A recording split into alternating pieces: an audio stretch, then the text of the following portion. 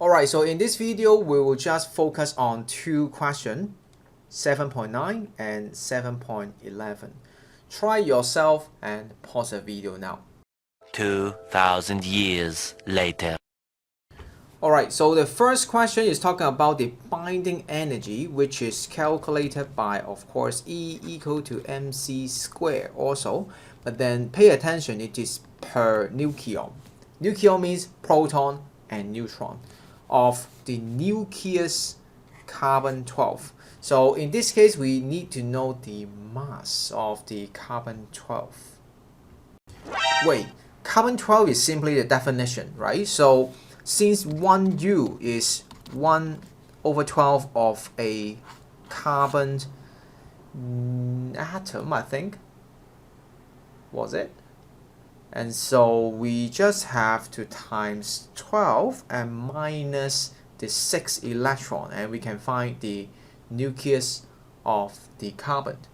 Okay, sounds like a very good plan. So let's find the mass defect by, well, having the proton and neutron individually and then minus the carbon, that one. So that will be 12U, exactly 12U, minus 6 electron mass.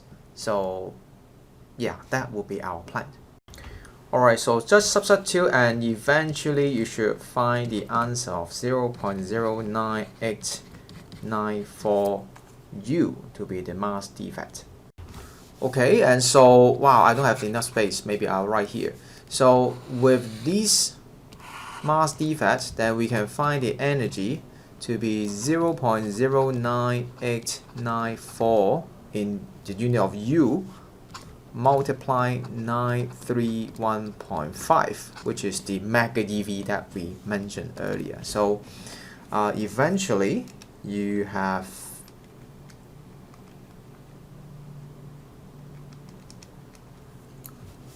92.16261 mega eV.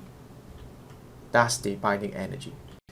However, the question is asking binding energy per nucleon, right? This is something that is going to be useful in the next video when we try to analyze for different elements of atom.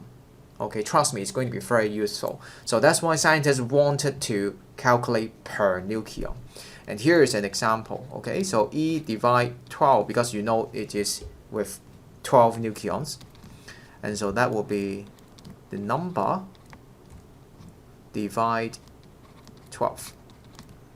And so giving you 7.680. Okay, I think that's all mega eV per nucleon. Okay, I don't know how to express, so say per nucleon, this case.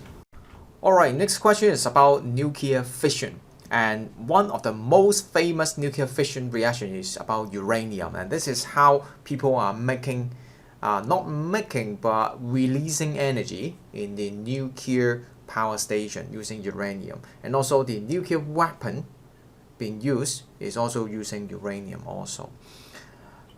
If you don't remember how it looks like, let me show you a simulation very quickly. Okay, so this is a simulation that we covered earlier in chapter 8 when we talk about energy production. And this is the 235 uranium. What we have to do is simply shoot a neutron that is fast enough to go inside but not too fast that it just go through it. And so it can be captured by the 235 uranium and to become 236 uranium. But then this is very unstable, and eventually this nuclear fission happened, having two daughter nucleus and also 3 more neutrons. And so you can see in this reaction only 1 uranium involved.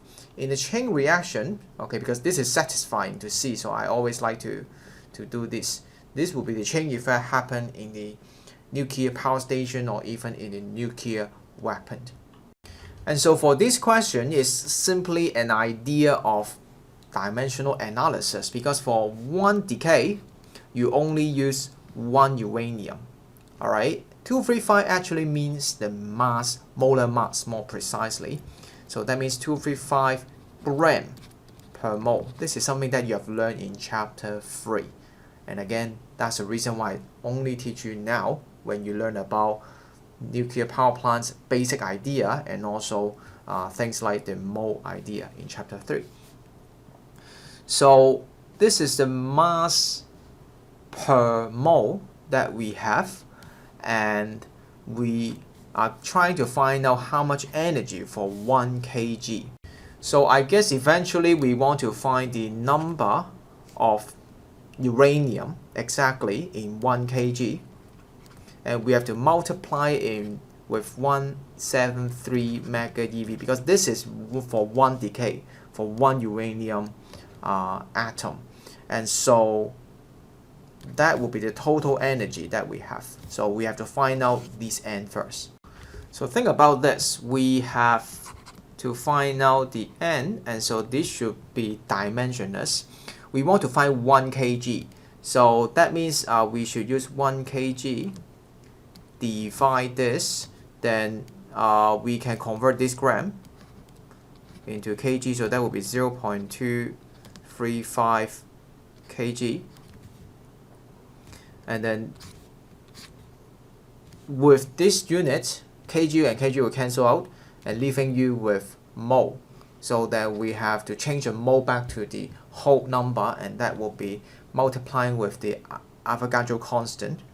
And it should be, where is it? Yeah, Avogadro constant 6.02.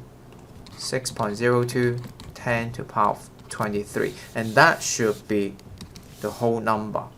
Okay, and I have got 25, or 2.56 times 10 to the power of 24, and I believe that will be the whole number. And so in this case, then we can actually we can rewrite this nicely to be the number itself times 173 mega eV. So that should be 442.88 times 10 to the power of 24 mega eV. If you like to include the idea of mega, then you can rewrite it as mega is 10 to the power of 6, right? So 30 eV, alright, if you like to. In this question, they didn't request for any final version, so I guess mega eV would do, or if you like to change it to joule, that's also fine as well.